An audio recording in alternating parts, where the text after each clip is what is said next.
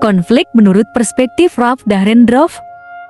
Assalamualaikum warahmatullahi wabarakatuh. Perkenalkan, kami dari kelompok 3 yang akan mempresentasikan hasil kerja dari kelompok kami yang berjudul Teori Konflik dari Ralph Dahrendorf. Silakan disimak videonya. Perkenalkan, nama saya Liliana Feren Valencia. Di sini saya akan menjelaskan mengenai pengertian otoritas menurut perspektif Dahrendorf. Dahrendorf memusatkan perhatian pada struktur sosial yang lebih luas. Otoritas tidak terletak di dalam diri individu tetapi dalam posisi. Otoritas bertempat pada posisi sosial tertentu dan tersusun secara hierarki dalam stratifikasi sosial. Menurut Ralph Dahrendorf, tugas pertama analisis konflik adalah mengidentifikasi berbagai peran otoritas di dalam masyarakat karena memusatkan perhatian kepada struktur berskala luas seperti Dahrendorf ditentang para peneliti yang memusatkan perhatian pada tingkat individual. Misalnya, ia dikritik oleh orang yang memusatkan perhatian pada ciri-ciri psikologi individu yang menempati posisi itu. Tetapi, menurut Dahrendorf, orang yang melakukan pendekatan demikian bukanlah sosiolog. Otoritas yang melekat pada posisi adalah unsur kunci dalam analisis Dahrendorf. Otoritas secara tersirat menyatakan superordinasi dan subordinasi. Mereka yang menduduki posisi otoritas yang berada di sekitar mereka, bukan karena ciri-ciri psikologis mereka seperti otoritas. Hadapan ini pun melekat pada posisi, bukan pada orangnya. Otoritas bukanlah fenomena sosial yang umum. Mereka yang tunduk pada kontrol dan mereka yang dibebaskan dari kontrol ditentukan dalam masyarakat terakhir, karena otoritas adalah absah, sanksi yang dapat dijatuhkan pada pihak yang menentang. Menurut Dahrendorf, otoritas tidak konstan karena ia terletak dalam posisi, bukan dalam dirinya. Di sini saya akan menjelaskan sedikit mengenai perbedaan kekuasaan dan otoritas. Mungkin dari teman-teman itu mengira kalau otoritas itu pengertian dari kekuasaan, tapi ada sedikit perbedaan antara otoritas dan kekuasaan. Otoritas sendiri itu merupakan maka bisa disimpulkan otoritas itu sebuah hak yang sah untuk mengharap ke suatu kepentingan, tetapi kekuasaan sendiri itu merupakan kemampuan dalam memaksakan suatu kehendak. Baik, terima kasih. Perkenalkan, nama saya Nila Yusefia. Saya akan menjelaskan nomor 2, yaitu mengenai pengertian konflik otoritas dan juga contoh konflik kekuasaan menurut Ralph Dahrendorf. Nah, Dahrendorf memusatkan perhatian pada struktur yang lebih luas. Nah, ini tesisnya adalah gagasan bahwa berbagai posisi di dalam masyarakat mempunyai kualitas otoritas yang berbeda. Nah, kalian tahu otoritas tidak terletak di dalam diri individu tetapi di dalam posisi. Nah, Dahrendorf tak hanya tertarik pada struktur posisi tetapi juga pada konflik antara berbagai struktur posisi itu. Sumber struktur konflik harus dicari di dalam tekanan peran sosial yang berpotensi untuk mendominasi atau ditundukkan. Nah, Dahrendorf tugas pertama yaitu analisis konflik adalah mengidentifikasi berbagai peran otoritas di dalam masyarakat.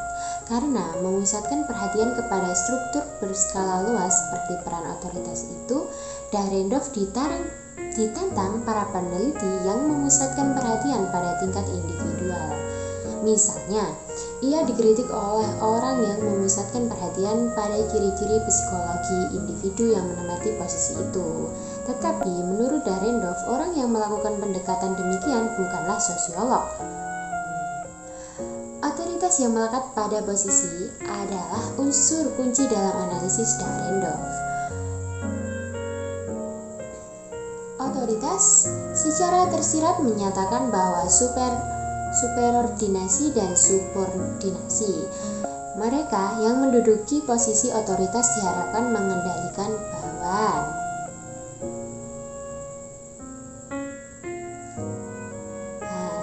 Artinya, mereka berkuasa karena harapan dari orang yang berada di sekitar mereka, bukan karena ciri-ciri psikologis mereka sendiri. otoritas, harapan ini pun melekat pada posisi, bukan pada orangnya. Otoritas bukanlah fenomena sosial yang umum. Mereka yang tunduk pada kontrol dan mereka yang dibebaskan dari kontrol ditentukan di dalam masyarakat. Terakhir, karena otoritas adalah absah, sanksi dapat dijatuhkan pada pihak yang menentang. Di dalam setiap asosiasi, orang yang berada pada posisi dominan berupaya mempertahankan status quo, sedangkan orang yang berada pada posisi subordinat berupaya mengadakan perubahan. Konflik kepentingan ini di dalam asosiasi selalu ada sepanjang waktu, setidaknya yang tersembunyi, berarti legitimasi otoritas selalu terancam. Konflik kepentingan ini tak selalu perlu disadari oleh pihak subordinat dan superordinat dalam rangka melakukan aksi, karena kepentingan superordinat dan subordinat adalah objek dalam arti bahwa kepentingan itu tercermin dalam harapan atau peran yang dilekatkan pada posisi. Nah, individu tak selalu perlu menginternalisasikan harapan itu atau tak perlu menyadarinya dalam rangka bertindak sesuai dengan harapan itu. Nah, apabila individu menempati posisi tertentu, mereka akan berperilaku menurut cara yang diharapkan individu, atau disesuaikan atau menyesuaikan diri dengan perannya bila mereka menyumbang bagi konflik antara superordinat dan subordinat. Nah, harapan peran yang tak disadari ini disebut Dahrendorf merupakan kepentingan tersembunyi, karena kepentingan nyata adalah kepentingan tersembunyi yang telah disadari. Dahrendorf melihat analisis hubungan antar kepentingan tersembunyi dan kepentingan nyata itu sebagai tugas utama teori konflik. Kalian tahu, bagaimanapun juga aktor tak selalu perlu menyadari kepentingan mereka untuk bertindak sesuai dengan kepentingan itu. Sekarang saya akan memberikan contoh dari teori konflik otoritas kekuasaan Ralph Dahrendorf adalah ketika banyak karyawan masih bekerja di sebuah PT pembuatan rambut palsu atau wig. Nah, di dalam pabrik terdapat manajer yang memiliki otoritas dalam menemukan segala keputusan terkait dengan pabrik. Perlu kalian ketahui, manajer memiliki otoritas dalam memerintah dan menentukan keputusan, bukan dari pribadi, melainkan jabatannya. Seperti misalnya, saat itu pegawai di pabrik tersebut dituntut untuk harus memenuhi target produksi harian yang telah ditentukan oleh manajer, dan jika tidak bisa memenuhi target, maka pegawai tersebut diharuskan untuk lembur tanpa dihitung sebagai lembur, yang otomatis tidak akan menerima gaji tambahan. Maka dari itu, para pegawai tentu tidak memiliki kewenangan dalam menolak perintah atasan atau dalam hal ini manajer, karena tidak memiliki otoritas yang dimiliki oleh manajer tersebut. Terima kasih. Di sini saya akan membahas bab C, yakni solusi konflik sosial menurut perspektif Ralph Dahrendorf.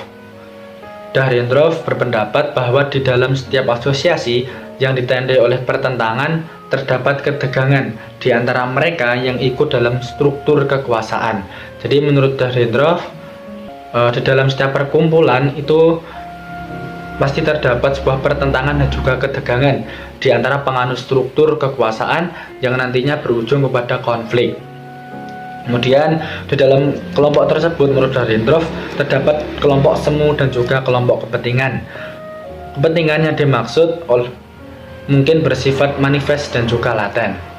Kepentingan laten adalah tingkah laku potensial yang telah ditentukan seseorang karena ia menduduki peranan tertentu, tetapi masih belum disadari.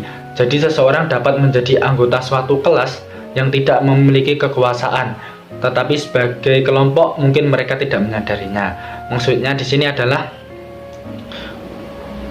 seseorang atau kelompok laten tersebut akan menempati suatu kelas dalam kelompok, tetapi sebenarnya ia tidak memiliki kekuasaan, melainkan sudah ditentukan sebelumnya, atau bisa dikatakan ia hanya sebagai sebuah aktor yang dijalankan oleh dalangnya. Demikian juga kepentingan-kepentingan yang tidak disadari. Misalnya persamaan gaji, persamaan kesempatan kerja, kemudian berkembanglah organisasi yang disebut Dahrendorf sebagai kelompok manifest. Dahrendorf dalam Putra tahun 2019-16 menyebutkan ada 3 bentuk pengaturan konflik yang biasa digunakan sebagai resolusi konflik. Jadi konflik itu bisa diatur atau bisa diredakan melalui 3 cara menurut Dahrendorf. Yang pertama yakni konsiliasi. Konsiliasi ini di mana semua pihak berdiskusi dan berdebat secara terbuka untuk mencapai kesepakatan tanpa ada pihak-pihak yang memonopoli pembicaraan atau memaksakan kehendaknya masing-masing. Jadi dalam konsiliasi ini kedua belah pihak akan bertemu dan juga berdiskusi secara damai untuk menyelesaikan konfliknya. Yang kedua adalah mediasi. Mediasi ini adalah sebuah bentuk penyelesaian konflik di mana kedua belah pihak yang berkonflik akan melibatkan pihak ketiga sebagai mediator yang berfungsi sebagai penengah dan juga pemberi saran untuk menyelesaikan konflik atau untuk mencapai resolusi konflik. Yang ketiga adalah arbitrasi.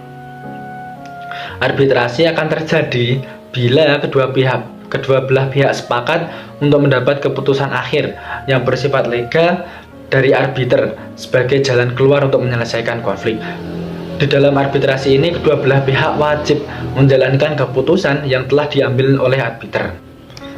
Sedangkan resolusi konflik sendiri merupakan istilah komprehensif yang mengimplementasikan bahwa sumber konflik yang dalam berakar perlu diperhatikan untuk menyelesaikan konflik. Penyelesaian konflik mempunyai peran untuk dimainkan karena penyelesaian konflik ini akan menciptakan perdamaian dan pemahaman di antara komunitas yang terpisah merupakan elemen kemanusiaan yang sangat penting.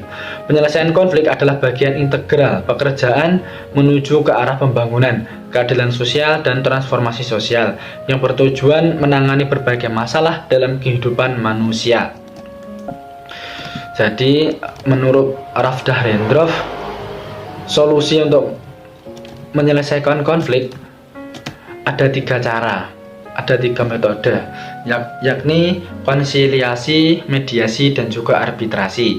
Jadi ketika ada pihak atau kelompok yang berkonflik, bisa menggunakan salah satu dari 3 cara atau metode tersebut yang dianggap sesuai dengan konfliknya, sehingga bisa menyelesaikan konfliknya atau mencapai resolusi konflik. Sekian presentasi dari kelompok 3.